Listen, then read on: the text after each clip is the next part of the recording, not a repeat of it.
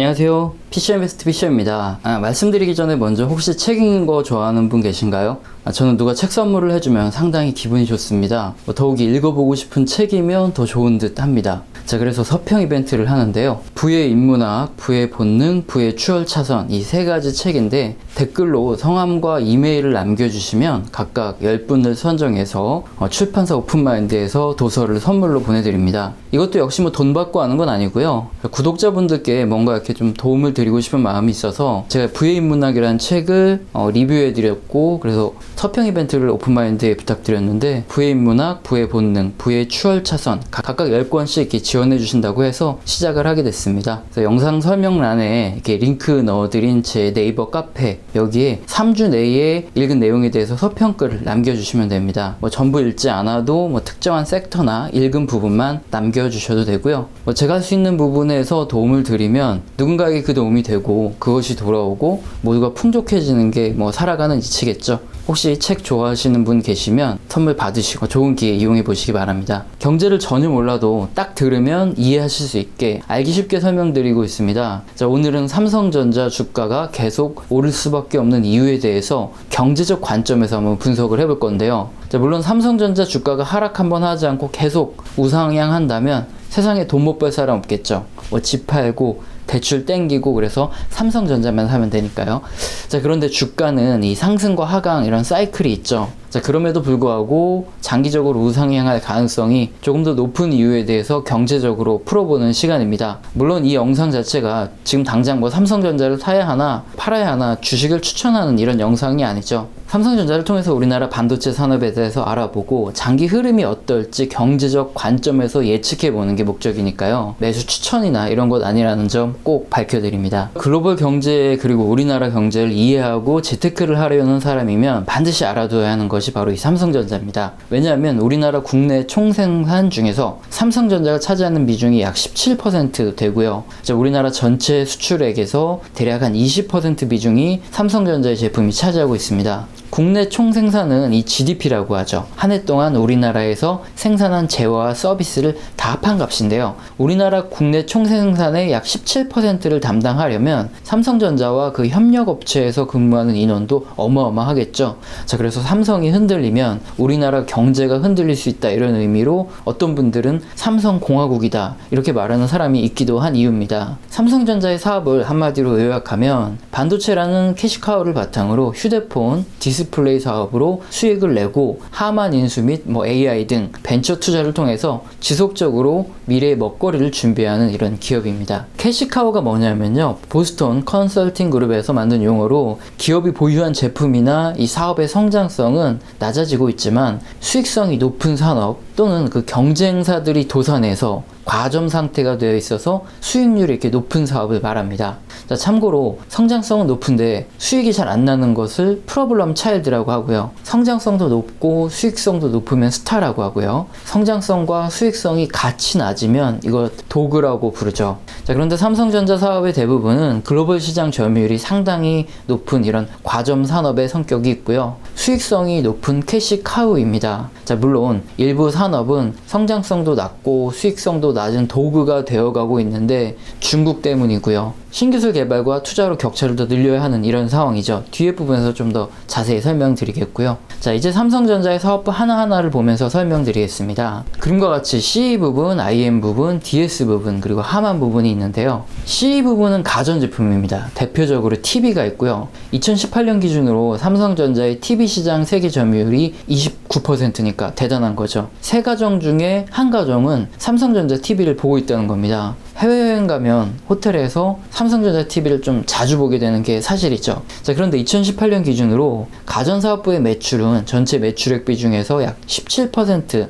이렇게 비중을 차지합니다. 삼성전자 전체 매출에서요. 근데 영업이익은 전체 이익에서 3.4% 정도밖에 공헌을 못하죠. 보통 매출액이 17%면 영업이익도 17% 정도 나왔으면 좋은데 왜 이럴까요? 자, 가전사업부의 매출액 대비 영업이익률은 약 2% 정도 수준으로 매년 점점 낮아지고 있습니다. 자, 이유는 다들 예상하시는 대로 중국산 저가 TV로 경쟁이 치열해지고 있고, 나머지 가전제품도 마찬가지로 중국산 저가 제품이 치고 들어오고 있습니다. 중국이 문제인 거죠. 자, 다음으로 IM 사업부가 있는데 무선 사업부라고 부르기도 하죠. 근데 주로 이익은 휴대폰 판매에서 나옵니다. 그래서 삼성전자의 휴대폰 사업의 세계 시장 점유율은 17.4%입니다.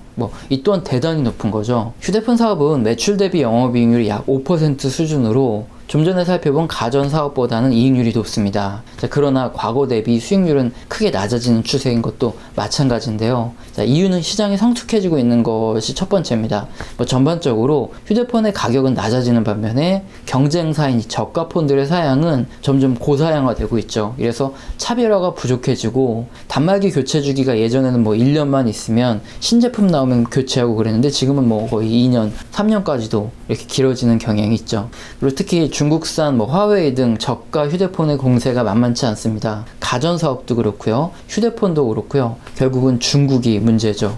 정부의 막대한 지원으로 안정적으로 성장하고 배타적으로 자국민의 소비를 바탕으로 해외 무대에서 저가 공세로 점유율을 높이고 있는데, 중국 인구가 너무 많아서 기술 개발 말고는 이런 기업들이 치고 올라오는 걸 딱히 막을 방법이 없다는 게 문제입니다. 다음으로 DS 부분에는 반도체 사업과 디스플레이 사업이 있는데요. 반도체 사업에는 D램과 낸드 플래시, 그리고 AP 등의 시스템 반도체가 있고, 그 중에서 D램이 높은 수익을 내주는 캐시 카우죠. 왜냐하면 D램은 이미 치킨 게임이 끝나서 삼성과 하이닉스 그리고 마이크론이 과점을 하고 있는 시장이기 때문에 산업이 성숙해서 성장성은 좀 낮아지고 있지만 수익률은 높은 캐시 카우입니다. 자, 먼저 D램에 대해서 잘 모르는 분이 계실지도 모르기 때문에, 게임이 잘 돌아가려면 램이 높아야 한다고 많이 들어보셨죠? 지금 말하는 램이 바로 그겁니다. 그리고 또 반도체 중에서 이 낸드 플래시 같은 경우에는 흔히 말하는 하드 또는 SSD 이렇게 부르는 거 아시죠? 자, 이거고요. 반면에 현재 낸드 플래시 같은 경우에 D램과 다르게 다른 경쟁 업체에 대비해서 삼성이 우위이긴 합니다. 하지만 경쟁이 치열한 이런 치킨 게임 상태이기 때문에 앞으로 몇몇 기업이 죽어나가야 낸드에서도 수익률이 높아질 수 있습니다. 자, 실제로 지난해 삼성은 낸드 플래시에서 영업이익이 10조 이상 달성이 됐지만, 공급 과잉 및 수요 감소로 올해는 낸드 플래시 사업의 영업이 크게 떨어지고 있습니다. 결국은 삼성이 승자가 될 가능성이 높지만요, 경쟁사들을 죽이는 이 과정에서 올해처럼 영업이익률이 크게 낮아졌다가 또 수요가 높아지면서 다시 좋아졌다가를 계속 반복할 것입니다. 나머지 시스템 반도체에서는 이미 퀄컴이나 엔비디아 등 이런 미국 기업들이 꽉 잡고 있는 상태에서 모바일 AP로 삼성이 신규로 띄워주는 거고요. 이 부분에서 수익률 기여도는 약 20% 미만 정도 수준입니다. 자, 일단 제가 시스템 반도체 먼저 좀 설명을 드리고 그 다음에 D램으로 넘어갈 건데요. 시스템 반도체 하면 뭔가 되게 어렵게 될 겁니다. 그래서 쉽게 설명을 해드리면, 시스템 반도체 중에 삼성이 하는 대표적인 것이 AP가 있습니다. 또 어렵게 AP는 뭐냐? AP는 이제 스마트폰에서 사용하는 이 작은 칩 안에 CPU, GPU, 램, 모뎀 등 전부 한꺼번에 패키지로 들어가 있는 것을 말하는데요. 자, 뭔가 설명을 하다 보니까 더 복잡하게 됐구나 생각이 되실 텐데, 자, 그렇지 않습니다. 한마디로 시스템 반도체는 지금 AP라고 생각하시면 되고, 자, AP가 뭐냐? 집에 있는 컴퓨터를 뜯어보시면 인텔이나 AMD 이렇게 써있고, 선풍기 같은 게 막 돌아가는 게 보이실 겁니다. 자, 이게 CPU고요. 중앙 처리 장치라고 하죠. 자, 그리고 또 컴퓨터 뜯어보시면 그 선풍기 달린 거 아래 뭐가 하나 더 있을 겁니다. 그것도 선풍기가 또 달려 있을 건데요. 자, 이게 바로 그래픽 카드라고 부르고요. GPU라는 게 바로 동일하게 그래픽 작업을 처리하는 장치를 말합니다. 자, 이렇게 컴퓨터를 뜯었을 때 볼 수 있는 이런 기판, 전자기기 전체가 이걸 소형화해서 하나의 칩 안에 넣은 것을 AP라고 부르는 것입니다. 자, 이제 이해가 쉽죠? 자, 이게 바로 시스템 반도체라는 것인데요. 핸드폰에 컴퓨터처럼 큰 걸 집어넣을 수 없으니까 이 작은 이 AP에 모든 것을 농축해서 집어넣어서 그걸로 사용을 하는 겁니다. 자, 그런데 우리나라가 D램과 이 낸드 플래시는 상당히 강한데 시스템 반도체가 상당히 약합니다. 자, 최근 일본의 불화수소 사건을 보셔서 아시겠지만, 만약에 이런 핵심 부품을 수입에만 의존할 경우 국가 간에 문제가 생기거나 아니면 공급사에서 단가를 올리거나 하면 생산을 못하거나 수익성이 뚝 떨어지겠죠. 자, 그래서 삼성전자는 자사 스마트폰에 AP에서 지금 자리를 꽉 잡은 퀄컴이나 엔비디아, 애플 등에서 AP를 가져다 쓰는 게 아니라 직접 지금 AP를 만들고 있습니다. 자, AP 안에 들어가는 CPU, GPU, NPU 등 아까 설명드린 것들, 이런 부품을 직접 지금 만들고 있는데 CPU는 일단 포기했습니다. 얼마 전에 미국 오스틴에 있는 CPU 개발팀 이것을 해체했다는 뉴스가 있었죠. 기술력이랑 이런 특허 때문에 이 영국 ARM에서 CPU는 구입을 하고요. 나머지 GPU나 NPU 등 이 AP에 들어가는 것들은 AMD에서 설계 기술을 구입해서 현재 AP의 나머지 자체 제작을 하고 있습니다. 물론 퀄컴이나 애플, 엔비디아에 비교하면 아직 삼성의 엑시노스 같은 경우에는 전력 사용량과 성능이 한참 부족하다는 평가가 있습니다. 근데 AP 분야는 용도와 목적에 맞는 설계가 핵심인지라 인재가 가장 중요하고요. 그래서 어떻게 앞으로 해결해 나가야 하는지 지켜봐야 되겠지만 일단 시간은 상당히 벌 수 있겠죠. 자, 이렇게 D램, 낸드 플래시 AP가 삼성의 DS 사업부입니다. 자, 그리고 이렇게 삼성의 반도체 사업부가 가장 알짜인 이유가, 그리고 캐시카우라고 말씀드렸죠. 반도체 매출액은 약 전체 삼성전자 매출의 30%를 차지하는데 이 반도체 부분의 영업이익률이 26%입니다. 자, 이 말이 뭐냐면요. 약 100만 원을 팔았으면 원가랑 인건비, 판관비 이거 다 제외하고 26만 원이 남는다는 것입니다.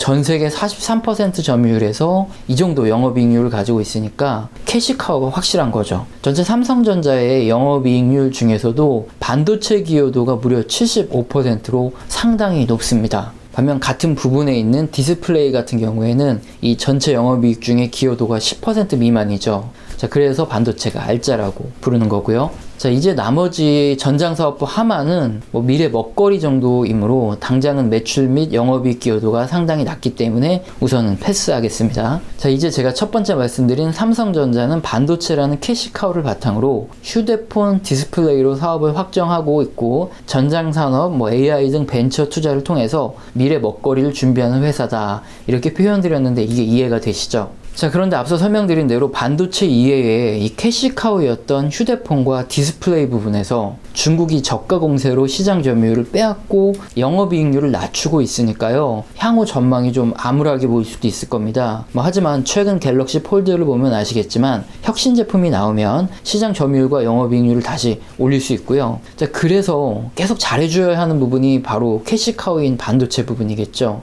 만약에 반도체 부분마저 수익성이 낮아지면 삼성은 혁신에만 목숨을 걸어야만 하는 이런 운명이 되기 때문이죠. 자, 이전 영상에서 삼성이 일본과 미국을 꺾고 세계 1위가 된 결정적인 이유에서 삼성의 D램 역사에 대해서 간단히 좀 설명드린 것이 바로 이런 이유인데요. 하만이나 AI 같이 아직 미성숙한 산업과 미래 먹거리를 찾는 것은 당연히 필요하고 좋지만 결국 D램에서 수익률을 계속 잘 내줘야 앞으로 낸드 플래시의 치킨 게임에서 승자가 될 수 있고요. 그 다음에 시스템 반도체에서도 계속 성장을 할 수 있겠죠. 그리고 휴대폰과 디스플레이에서 새로운 제품을 만들어서 혁신을 할 수 있고, 또 하만과 AI 등의 미래 먹거리도 D램이 버텨줘야 의미가 있는 것이겠죠. 자, 그래서 오늘은 삼성전자의 캐시카우인 메모리 반도체의 사이클의 역사를 되돌아보고 이 미래를 전망하려는 것이 주 목적이 되겠습니다. 제가 이전 영상에서 1987년 이전에 인텔이 일본의 덤핑 공세에 밀려서 메모리 사업을 철수하고, 자, 그리고 미국 기업들이 일본 반도체 기업들을 덤핑으로 제소를 하고, 자, 그리고 잠수함 사건으로 미일 간 반도체 협정이 맺어지면서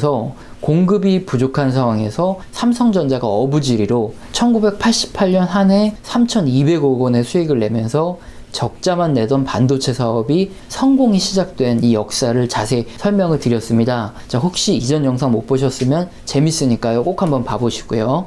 자, 그런데 이렇게 삼성이 성공할 수 있었던 배경 중에 하나는 인텔이 있죠. 1985년 인텔이 i386 시리즈의 이 CPU를 출시를 합니다. 우리가 흔히 386이라고 부르는데요. 자, 그리고 1989년 그 유명한 인텔의 i486, 그러니까 우리가 흔히 부르던 486 컴퓨터가 나오면서 이 개인 PC 시장이 크게 확대가 됩니다. 이 덕에 삼성전자의 D램 사업이 승승장구하게 된 거죠. 자, 나이 드신 분들이라면 486이 뭔지 아실 거고, 아마 젊으신 분들이라면 잘 모르실 겁니다. 자, 386 컴퓨터 때와 게임 수준이 완전히 달라졌죠. 당시 우리나라에서도 엄마 컴퓨터 사줘라는 말을 달고 살게 만들었던 게 바로 이 486 폭발력 컴퓨터입니다. 개인 PC 판매량이 우리나라에서도 이렇게 증가를 하니까 전 세계적으로 얼마가 증가를 했겠습니까? 그래서 D램의 판매량도 엄청나게 늘어나게 됐죠. 자, 이렇게 1993년 인텔이 펜티엄 프로세서를 내놓고 2000년 펜티엄 3 프로세서를 내놓기까지 1996년부터 신흥국의 연쇄적인 외환 위기가 대두되면서 경기 둔화의 영향으로 반도체 경기가 잠시 둔화되긴 했지만 2001년 닷컴 버블이 붕괴되기 전까지